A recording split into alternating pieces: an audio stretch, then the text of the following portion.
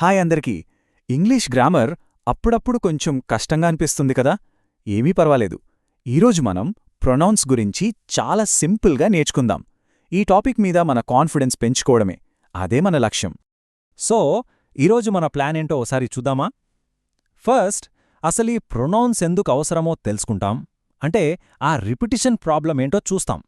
ఆ తర్వాత ప్రొనౌన్ అంటే ఏమిటి, అలాగే సబ్జెక్ట్ ఇంకా ఆబ్జెక్ట్ ప్రొనౌన్స్కి మధ్య తేడా ఏంటో క్లియర్గా అర్థం చేసుకుంటాం.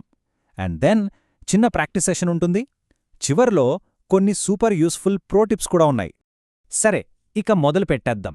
అసలు మనకి ప్రొనౌన్స్ ఎందుకు, వాటి అవసరమేంటి, ఫస్ట్ అవి ఏ ప్రాబ్లంని సాల్వ్ చేస్తాయో చూద్దాం. ఒకసారి ఈ వాక్యాలు చూడండి. అలెక్స్ నా స్నేహితుడు. అలెక్స్ ఒక మంచి అబ్బాయి. అలెక్స్ చెన్నైలో ఉంటాడు. ఇలా మళ్ళీ మళ్ళీ అలెక్స్ అలెక్స్ అలెక్స్ అని అనటం వినడానికి కొంచెం ఎబ్బెట్టుగా లేదు? మాట్లాడేటప్పుడు ఫ్లో దెబ్బతింటుంది. అవును కదూ, వినడానికి కొంచెం వింతగా ఉంది. సరిగ్గా ఇదే ప్రాబ్లంని మనం ఇప్పుడు సాల్వ్ చేయబోతున్నాం. గ్రామర్ అంటే కేవలం రూల్స్ కాదు, మనం స్మూత్గా ఫ్లూయెంట్గా మాట్లాడటానికి ఎలా హెల్ప్ చేస్తుందో చూడండి. మరి ఈ రిపిటీషన్ సమస్యకు సొల్యూషన్ ఏంటి? సింపుల్. దానికోసమే మన గ్రామర్ హీరో ఎంట్రీ ఇస్తున్నాడు. అదే ప్రొనౌన్. అసలు ప్రొనౌన్ అంటే ఏంటి? చాలా సింపుల్ అండి. ఒక నౌన్ని, అంటే ఒక పేరుని మళ్ళీ మళ్ళీ వాడకుండా దాని ప్లేస్లో వాడే పదాన్నే ప్రొనౌన్ అంటారు. తెలుగులో సర్వనామం అన్నమాట. ఇక్కడ చూడండి, బిఫోర్ అండ్ ఆఫ్టర్. అలెక్స్ ఒక మంచి అబ్బాయి కాస్త అతనొక మంచి అబ్బాయిగా మారింది. అలాగే రాణీకి బీచ్ అంటే ఇష్టం కాస్త ఆమెకు బీచ్ అంటే ఇష్టంగా మారింది. చూశారా ఎంత తేడా ఉందో? అలెక్స్ బదులు అతను, రాణి బదులు ఆమె వాడగానే సెంటెన్స్ ఎంత న్యాచురల్గా, స్మూత్గా అయిపోయిందో. రైట్? ఇప్పుడు వరకు బేసిక్స్ చూశాం. ఇప్పుడు చాలా ఇంపార్టెంట్ పాయింట్కి వచ్చాం. అదేంటంటే subject pronouns versus object pronouns. వీటి మధ్య తేడా ఏంటో తెలుసుకోవడం చాలా ముఖ్యం.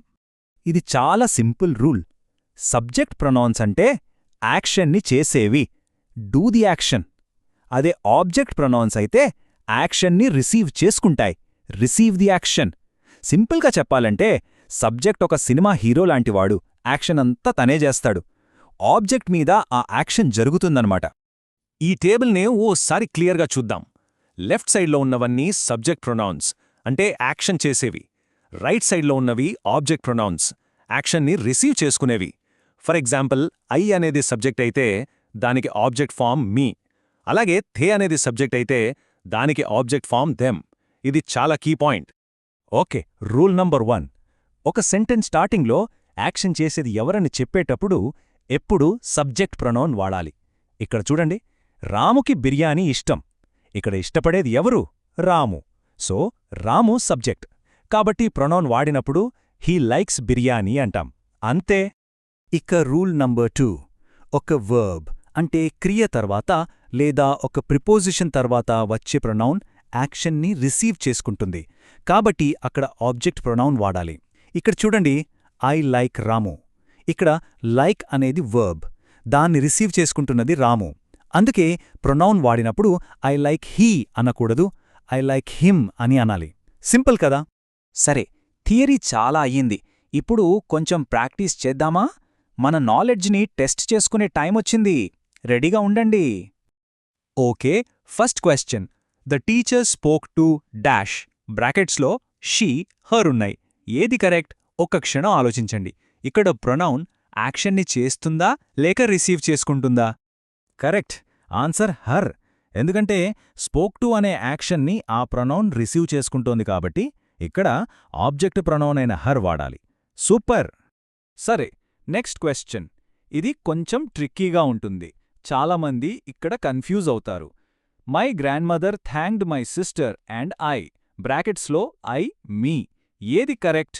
కొంచెం టైం తీసుకోండి, ఆలోచించండి. ఇక్కడ థ్యాంక్స్ చెప్పే యాక్షన్ని ఎవరు రిసీవ్ చేసుకుంటున్నారు? ఎగ్జాక్ట్లీ. సరైన సమాధానం మీ. ఎందుకంటే ఇక్కడ యాక్షన్ చేసేది మై గ్రాండ్మదర్, తను సబ్జెక్ట్. యాక్షన్ని రిసీవ్ చేసుకునేది మై సిస్టర్ అండ్ మీ. ఇద్దరం ఆబ్జెక్ట్స్ అనమాట. చాలా కామన్ మిస్టేక్ ఏంటంటే అందరూ thanked my sister and I అనేస్తారు. కానీ అది తప్పు. ఆబ్జెక్ట్ ప్లేస్లో ఎప్పుడూ మీ రావాలి. Great job. వావ్, ఆల్మోస్ట్ చివరికి వచ్చేశాం. ఇప్పటిదాకా నేర్చుకున్నది ఈజీగా గుర్తుపెట్టుకోవడానికి కొన్ని ప్రో టిప్స్ ఉన్నాయి. ఇవి చాలా హెల్ప్ అవుతాయి. చూద్దాం. మళ్ళీ ఒకసారి ఈ టేబుల్ని చూద్దాం. దీన్ని మైండ్లో ఫిక్స్ చేసేసుకోండి. ఎప్పుడైనా ఎక్కడైనా కన్ఫ్యూజన్ వస్తే ఈ టేబుల్ ఒక క్విక్ రిఫరెన్స్ లాగా పనిచేస్తుంది. సింపుల్గా గుర్తుపెట్టుకోండి. యాక్షన్ చేసేవి సబ్జెక్ట్స్, యాక్షన్ని రిసీవ్ చేసుకునేవి ఆబ్జెక్ట్స్. ఇప్పుడు మనం కామన్గా చేసే కొన్ని మిస్టేక్స్ని ఎలా అవాయిడ్ చేయాలో చూద్దాం. Tip number 1, with, for, to లాంటి ప్రిపోజిషన్స్ తర్వాత ఎప్పుడు ఆబ్జెక్ట్ ప్రొనౌన్సే వాడాలి. అంటే విత్ హిమ్, ఫర్ అస్ అన్నమాట. టిప్ నెంబర్ 2, మై సెల్ఫ్ని సబ్జెక్ట్గా అస్సలు వాడద్దు. Sunil and myself went అనేది తప్పు.